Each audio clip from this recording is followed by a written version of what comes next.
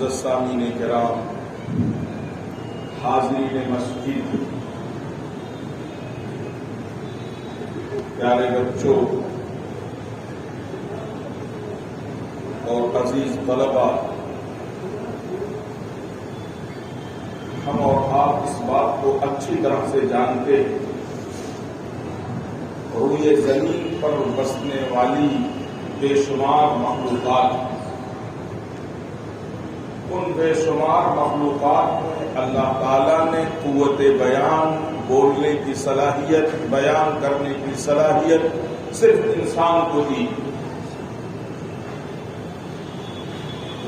بہت سی مخلوقات اور جاندار ایسے ہیں جن کو اللہ نے زبان دی ہے، وہ بولتے بھی ہیں لیکن ان کی آواز بے ڈھب، بے معنی اور کئی مرتفع ہوتی۔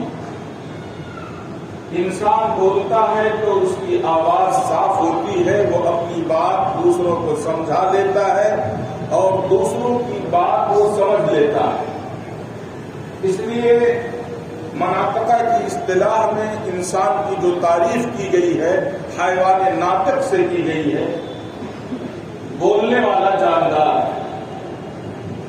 تو قوت بیان بے شمار مخلوقات ہیں، لیکن ان میں جو خصوصیت ہے وہ صرف انسان کو حاصل ہے۔ اللہ تبارک و تعالیٰ نے انسان کو زبان عطا کی، یہ گوشت و پوشت کا ایک چھوٹا سا لوٹا، لیکن بے شمار اس کے فوائد ہیں۔ اللہ کی وحدانیت کا اقرار آدمی اس زبان سے کرتا ہے، اللہ کا ذکر اور اللہ کے لیے تسبیحات جو پڑھتا ہے وہ اس زبان سے پڑھتا ہے۔ اہل عرب کہتے ہیں اللسان جرمہ صغیر و جرمہ کبیر۔ زبان اس کا سائز تو چھوٹا ہے لیکن اس کے جرائم بھی بہت ہیں۔ ایک طرف تو نیکیوں کا صدور اس زبان سے ہوتا ہے، دوسری طرف برائیوں کا اڈا بھی زبان ہے۔ شرک کے کلمات اسی زبان سے ادا ہوتے ہیں، گالی گلوچ، جھوٹ، بہتان اور نہ جانے کتنی گندی باتیں اس زبان سے نکلتی۔ اس لیے کہا گیا کہ اس کے جرائم بے پناہ۔ حضرت ابو موسیٰ رضی اللہ تعالیٰ عنہ بیان کرتے ہیں، صحابہ نے عرض کیا، اے اللہ کے رسول صلی اللہ علیہ وسلم، کون سا مسلمان سب سے افضل ہے؟ آپ نے ارشاد فرمایا، من سلم المسلمون من لسانہ ویدہ، سب سے اچھا مسلمان وہ شخص ہے جس کی زبان سے اور جس کے ہاتھ سے دوسرے مسلمان محفوظ رہے۔ سو سچے اور پکے مسلمان ہونے کی علامت اور پہچان رسول اللہ صلی اللہ علیہ وسلم نے 2-2-4 کی طرح واضح فرمایا کہ جس کی زبان اور جس کے ہاتھ سے دوسرے مسلمان محفوظ رہے۔ اپنے جسم کے کسی بھی حصے سے کسی کو نہیں تکلیف پہنچانا ہے۔ زبان کا اور ہاتھ کا حدیث میں ذکر کیا گیا ہے۔ زبان اصل میں حاضر غیر حاضر، موجود غیر موجود، زندہ اور مردہ ہر ایک پر تبصرہ کر دیتی، اور ہاتھ حاضر کو تکلیف پہنچاتا ہے، غیر حاضر کو تکلیف نہیں پہنچاتا۔ کوئی بات جھگڑے اور فساد کی شروع ہوتی ہے تو زبان سے اس کا آغاز ہوتا ہے اور اس کے بعد ہاتھ چلایا جاتا ہے۔ اس لیے ان دونوں کا خاص طور سے تذکرہ کیا گیا، ورنہ اپنے لات سے اور اپنے ہاتھ سے اور اپنی آنکھوں سے بھی کسی کو تکلیف نہیں پہنچانا۔ نبی صلی اللہ علیہ وسلم کی ایک حدیث ہے جس کا مفہوم ہے، روزانہ زبان دیگر اعضاء سے خیریت معلوم کرتی ہے، ہاتھ سے، پیٹھ سے، پیروں سے خیریت معلوم کرتی ہے کہ آپ کیسے ہیں۔ تو اعضاء یہ جواب دیتے ہیں، ان ترکتنا بخیر فنحن بخیر، محترمہ اگر آپ ہم کو خیریت سے رہنے دیں تو ہم خیریت سے، اور اگر ہم کو خیریت سے نہ رہنے دیں تو ہم خیریت سے نہیں۔ زبان سے جرم صادر ہوتا ہے، ہاتھ میں ہتھکڑیاں لگ جاتی ہیں، پیٹھ پر کوڑے برسائے جاتے ہیں، اور پیروں کے اندر بیڑیاں باندھ دی جاتی ہیں۔ حالانکہ نہ پیٹھ سے کوئی غلطی صادر ہوئی ہے اور نہ ہی ہاتھوں سے کوئی تکلیف صادر ہوئی ہے، ہاتھوں میں ہتھکڑیاں لگ گئی، اور نہ ہی پیروں سے کوئی غلط بات صادر ہوئی ہے، لیکن زبان کی غلطی کی وجہ سے ہاتھ میں ہتھکڑی لگ گئی، پیٹھ پر کوڑے برسائے جا رہے ہیں اور پیروں میں بیڑیاں باندھ دی جاتی ہیں، اور جرم صادر ہوتا ہے زبان سے۔ زبان کو نہ مارا جاتا ہے نہ کاٹا جاتا ہے۔ اس لیے آزا یہ کہتے ہیں کہ اگر آپ ہم کو خیریت سے رہنے دیں تو ہم خیریت سے ہیں، اور اگر آپ ہم کو خیریت سے نہ رہنے دیں تو ہم خیریت سے نہیں۔ خاموش رہنا، کم بولنا، یہ ہزار بلاؤں سے نجات کی بہترین شکل ہے۔ بہرام بادشاہ ہے، شکاری بادشاہ ہے، اپنے گھر کے سامنے ایک درخت کے نیچے رات کی تاریکی میں بیٹھا ہوا ہے۔ ایک پرندہ اس درخت پر بیٹھ کر چہچہانے لگتا ہے۔ بادشاہ کو نہیں معلوم کہ اس درخت پر کوئی پرندہ ہے، لیکن پرندہ جب بولنے لگتا ہے، چہچہانے لگتا ہے، تو چونکہ بادشاہ شکاری ہے اس لیے آواز کی سمت کو سن کر کے تیر چلا دیتا ہے۔ اتفاق سے تیر لگ جاتا ہے پرندے کو اور پرندہ نیچے آ جاتا ہے۔ بادشاہ اس پرندے کو اپنے قابو میں کر لیتا ہے، اور قابو میں کر لینے کے بعد انتہائی قیمتی بات کہتا ہے، لَوْ كَانَ حَافِظًا لِسَانَهُ لَمَا هَلَكَ۔ اگر اس پرندے نے اپنی زبان کو اور اپنی چونچ کو کنٹرول میں رکھا ہوتا تو یہ ہلاک اور برباد نہ ہوتا۔ اس سے معلوم ہوا کہ انسان کو اپنی زبان کو کنٹرول میں رکھنا چاہیے، بہت سی ہلاکتوں سے، بہت سی پریشانیوں اور بہت سی مصیبتوں سے وہ بچ جائے۔ خوش قسمت ہیں وہ لوگ جو اپنی زبان کا صحیح استعمال کرتے ہیں اور اپنے دامن کے اندر خوشبو کے پھول سمیٹتے ہیں، اور بدقسمت ہیں وہ لوگ جو اپنی زبان کا غلط استعمال کرتے ہیں اور اپنے راستوں میں پھولوں کے بجائے کانٹوں کو بوتے ہیں۔ اس لیے انسان کو ہمیشہ اپنی زبان کو صحیح استعمال کرنا چاہیے۔ اللہ رب العزت ارشاد فرماتے ہیں، یا ایھا الذین آمنوا اتقوا اللہ وقولوا قولا سدیدا یصلح لکم اعمالکم ویغفر لکم ذنوبکم ومن یطع اللہ ورسولہ فقد فاز فوزا عظیما۔ اے ایمان والو، اللہ سے ڈرو گے تو سچ بولو گے، زبان کا صحیح استعمال کرو گے، اور جب سچ بولو گے تو اللہ تعالیٰ جو نقد فائدہ فرماتے ہیں، یصلح لکم اعمالکم، اللہ تعالیٰ تمہارے اعمال کو تم سے درست کر دے گا۔ جب ہمارے اعمال درست ہوں گے تو پھر اللہ تعالیٰ نے فرمایا یغفر لکم ذنوبکم، اللہ تم سے تمہارے گناہوں کو معاف کر دے گا۔ تو سچ بولنے کا، زبان کے صحیح استعمال کرنے کا اللہ تعالیٰ نے دو فائدہ فرمایا، ہمارے اعمال اچھے ہو جائیں گے، اور جب اعمال اچھے ہوں گے تو اللہ تعالیٰ ہمارے گناہوں کو معاف فرما دے گا۔ اس لیے میرے بھائیوں، جب ہم اپنی زبان کا استعمال کریں تو سوچ سمجھ کر کے استعمال کریں، غلط استعمال نہ کریں۔ عرب یہ کہتے ہیں، لسان الجاہل مالک لہ ولسان العاقل مملوک لہ۔ جاہل آدمی کی زبان اس پر حکومت کرتی ہے، عقل مند آدمی اپنی زبان پر حکومت کرتا ہے۔ جاہل آدمی، بیوقوف آدمی پہلے بول لیتا ہے، اس کے بعد سوچتا ہے، اس لیے کہ اس کی زبان اس کے اوپر حکومت کرتی ہے۔ عقل مند آدمی، پڑھا لکھا آدمی، دور اندیش آدمی پہلے سوچتا ہے اور اس کے بعد بولتا ہے، تو وہ اچھی باتیں بولتا ہے۔ اسی لیے حضرت سلیمان علیہ السلام کا قول ہے، ان کان الکلام من فضۃ فالسکوت من ذہب۔ اگر بولنا یہ چاندی ہے تو خاموش رہنا اس کے مقابلے میں سونا۔ اگر بولنا چاندی ہے تو خاموش رہنا اس کے مقابلے میں سونا۔ آپ دیکھیے، اللہ تبارک و تعالیٰ نے انسان کے جسم کے اندر دو کان بنائے، دو آنکھیں بنائی، دو ہاتھ بنائے، دو پیر بنائے، لیکن زبان ایک ہے۔ یہ اللہ کی طرف سے اشارہ ہے کہ سنا زیادہ جائے لیکن بولا کم جائے۔ زبان اللہ نے منہ کے اندر بنائی ہے، مضبوط دانتوں سے گھیر دیا ہے، اس کے بعد ہونٹوں سے اس کی احاطہ بندی کر دی ہے، دو چار کی طرح واضح ہے، جسم اتنا بڑا ہے لیکن زبان کا جو سائز ہے بہت چھوٹا ہے۔ یہ اشارہ ہے اس بات کی طرف کہ ہم جو بولیں وہ سوچ کر بولیں اور انتہائی قیمتی بات بولیں، سچ بات بولیں اور جھوٹ سے بچیں۔ سچی باتیں کم ہوتی ہیں اور جھوٹ زیادہ ہوتا ہے، اس لیے من کثر کلامہ کثر کذبہ، جو زیادہ بولتا ہے وہ زیادہ جھوٹ بھی بولتا ہے، جس کا کلام زیادہ ہوتا ہے اس کے اندر جھوٹ بھی زیادہ پایا جاتا ہے۔ اس لیے میرے بھائیوں، ہم اور آپ کو یہ چاہیے اپنی زبان کا بالکل صحیح استعمال کریں۔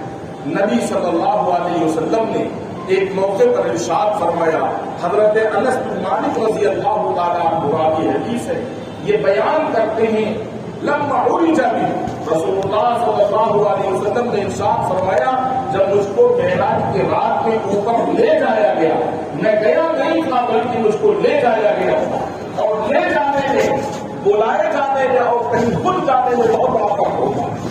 کہیں آدمی خود پہنچ جائے اور کہیں بلایا جائے، دونوں میں آسمان و زمین کا فرق ہے۔ نبی صلی اللہ علیہ وسلم ارشاد فرماتے ہیں لما عرج بی، جب مجھ کو اوپر لے جایا گیا، فمررت بقوم، تو میں کچھ لوگوں کے پاس سے گزرا، لہم اظفار من نحاس، ان کے ناخن جو تھے وہ تانبے کے تھے، یخمشون وجوہہم وصدورہم، ان ناخنوں سے وہ اپنے چہروں کو اور اپنے جسموں کو نوچ رہے تھے، زخمی کر رہے تھے۔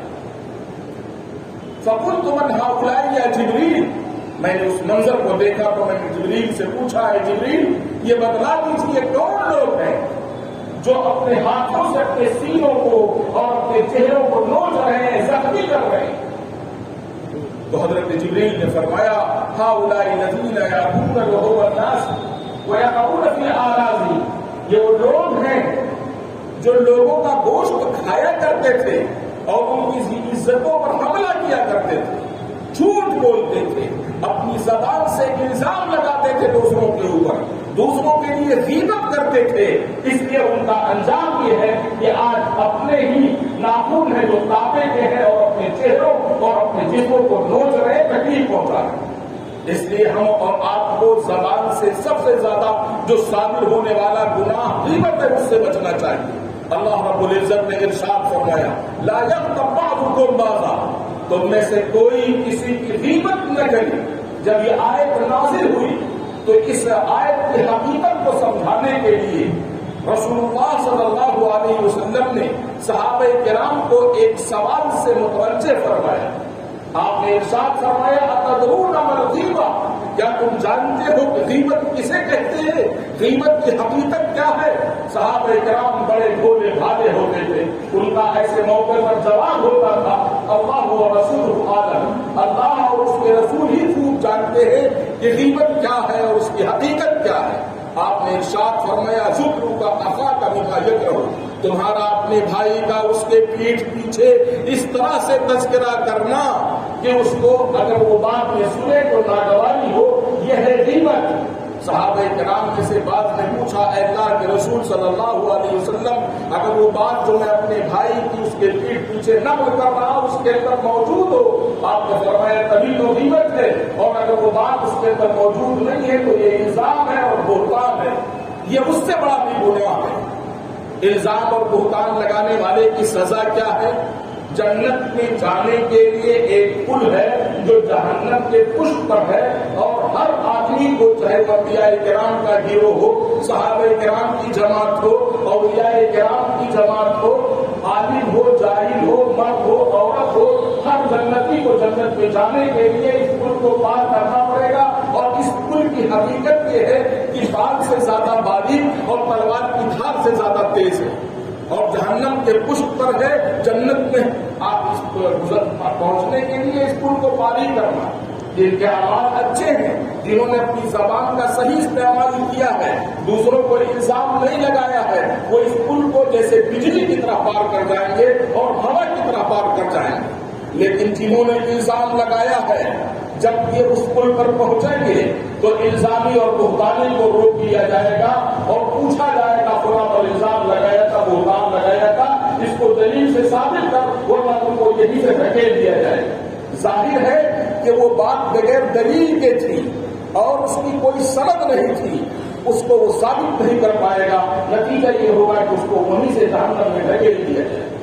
اور جو وہ غیبت کرتے ہیں، ایسی بات نقل کرتے ہیں جو بھائی کے اندر موجود ہوتی ہے، اس کے بارے میں قرآن نے خود بیان کیا، اور یحب احدکم ان یاکل لحم اخیہ میتا فکرہتموہ، یا تم میں سے کوئی اس بات کو پسند کرتا ہے کہ وہ اپنے مرے ہوئے بھائی کا گوشت کھائے تو تم اس کو ناپسند کرتے ہو۔ قرآن یہ کہنا چاہتا ہے جیسے اپنے مرے ہوئے بھائی کے گوشت کو کھانا ناپسند کرتے ہو، ایسے اپنے بھائیوں کے پیچھے ان کا برا تذکرہ کرنا اور ان کی غیبت کرنا برا سمجھو۔ اس آیت کے اندر مفسرین نے لکھا ہے 4 سزائیں موجود۔ ایک انسان دوسرے انسان کا گوشت کھائے پوری دنیا کے اندر برا سمجھا جاتا ہے، یہ پہلی قباحت ہے۔ پھر ایک مسلمان دوسرے مسلمان کا گوشت کھائے، اس سے بھی زیادہ بھیانک جرم ہے، اس کو بہت برا سمجھا جاتا ہے۔ پھر ایک مسلمان اپنے بھائی کا گوشت کھائے، یہ اس سے بھی بڑا جرم ہے۔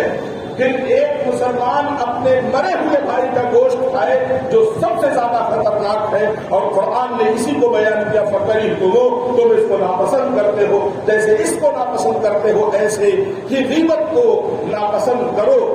یہ غیبت اور چغلخوری اتنی بڑی اور بھیانک غلطیاں ہیں اور اتنے بڑے بڑے گناہ ہیں کہ ان کی وجہ سے رشتے ٹوٹ جاتے ہیں اور معاشرے میں فساد برپا ہو جاتا ہے اور گھر کے اندر اتحاد و اتفاق ٹوٹ جاتا ہے، بنا بنایا گھر اجڑ جاتا ہے چغلخوری کی وجہ سے اور زبان کی غلطیوں کی وجہ سے۔ اس لیے ہم کو آپ کو چاہیے کہ اپنے آپ کو زبان کی غلطیوں سے بچائیں، یہ انتہائی ضروری چیز ہے۔ اور بچنے کی کیا شکل ہے؟ حضرت تھانوی رحمۃ اللہ علیہ بیان کرتے ہیں کہ کسی کا تذکرہ نہ کرو، نہ اچھائی سے نہ برائی سے۔ اچھائی سے تذکرہ کرو گے، شیطان آئے گا کہ تمام اچھائیاں اور یہ کہلوائے گا مگر فلاں برائی ہے، یہ لیکن اور مگر آ کر کے اچھائیوں کو برائیوں سے بدل دے گا۔ اس لیے کسی کا نہ اچھائی سے تذکرہ کرو اور نہ برائی سے تذکرہ کرو۔ اگر اچھائی سے تذکرہ کرنا ہی ہے تو کمر کس کو کی برائی نہیں کرنا ہے، اور اگر برائی ہوئی تو صدقہ کرنا ہے۔ اگر اپنے جرم کے اوپر آدمی صدقہ اور تاوان متعین کر لے کہ بھائی دیکھیے اگر گناہ ہوگا تو مجھے 10 روپے کا صدقہ کرنا ہے، یہ ایک طرح کا تاوان ہے۔ اب اگر اس طرح سے آدمی متعین کر لے تو صدقہ کرنا تاوان سمجھ کر کے آدمی اس کو بہت مشکل سمجھتا ہے، اس لیے پھر برائیوں سے بچ جائے۔ حضرت حسن بصری رحمۃ اللہ علیہ نے فرمایا کہ اگر دوسروں کے عیوب سامنے آئیں تو اپنے عیوب سامنے لے آؤ، تو دوسروں کے عیوب بیان کرنے سے بچ جاؤ۔ اس لیے کہ ہر شخص کے اندر اتنے عیوب ہیں کہ جب وہ اپنے عیوب سامنے رکھے گا تو دوسروں کے عیوب کو بیان نہ کرے گا، تو بچنے کا آسان راستہ یہ بھی ہے کہ دوسروں کی برائیاں کا بیان کرنا چاہو تو اپنی برائیوں کو سامنے لے آؤ، انشاءاللہ دوسروں کی برائیوں کو بیان کرنے سے بچ جاؤ۔ حدیث میں فرمایا کہ اگر غلطی انسان ہونے کے ناطے ہو جائے تو جس سے غلطی ہوئی ہے اس کو چاہیے کہ وہ جس کے بارے میں اس نے گستاخی کی ہے اس سے جا کر معافی مانگ لے۔ اب دوسرے کو چاہیے کہ میرا بھائی معافی مانگ رہا ہے تو اس کو وہ معاف کر دے۔ اگر معاف نہیں کرتا ہے تو اللہ فرماتے ہیں میں اس کو ایسے ہی معاف نہیں کروں گا جس دن اس کو معافی کی سب سے زیادہ ضرورت ہوگی، یعنی قیامت کے دن معاف نہیں کروں گا۔ اور اگر معاف کر دیتا ہے تو اللہ فرماتے ہیں میں اس کو ایسے ہی معاف کروں گا جس دن اس کو معافی کی سب سے زیادہ ضرورت ہوگی، یعنی قیامت کے دن اس نے میرے بندے کو معاف کیا تھا تو اس کے بدلے میں اس کو معاف کرتا ہوں۔ تو اس لیے ہم کو اور آپ کو چاہیے کہ اگر ایسی غلطیاں ہو جائیں تو ہم کو دوسروں سے معافی مانگنی چاہیے اور دوسروں کو یہ چاہیے کہ وہ معاف کر دیں۔ ایک واقعہ بیان کرتا ہوں، اپنی بات مختصر کرتا ہوں۔ رسول اللہ صلی اللہ علیہ وسلم نے ایک موقع پر اپنے آپ کو صحابہ کرام کے سامنے پیش کر دیا، مسجد نبوی میں کھڑے ہو گئے۔ آپ نے اعلان فرمایا، اگر میں نے کسی کو کوئی تکلیف پہنچائی ہو، کسی کا کوئی مالی حق یا کسی اور طرح کا حق اس سے وابستہ ہو تو آئے اور لے لے، ورنہ تو مجھے وہ معاف کر دے۔ آپ نے اعلان کیا، ایک صحابی کھڑے ہو گئے اور انہوں نے عرض کیا، اللہ کے رسول صلی اللہ علیہ وسلم، ایک مرتبہ آپ نے مجھے میری کمر پر مارا تھا، میں اس کا بدلہ لینا چاہتا ہوں۔ آپ صلی اللہ علیہ وسلم نے فرمایا، آ جاؤ۔ صحابی آ گئے اور پیٹھ کے پیچھے کھڑے ہو گئے۔ صحابی نے عرض کیا، اللہ کے رسول صلی اللہ علیہ وسلم، جب آپ نے میری کمر پر مارا تھا تو میرے کمر پر کوئی کپڑا نہیں تھا، میری کمر ننگی تھی، اور آپ کے کمر مبارک پر اس وقت چادر مبارک ہے، اگر میں ایسی حالت میں بدلہ لیتا ہوں بدلہ پورا نہیں ہوگا۔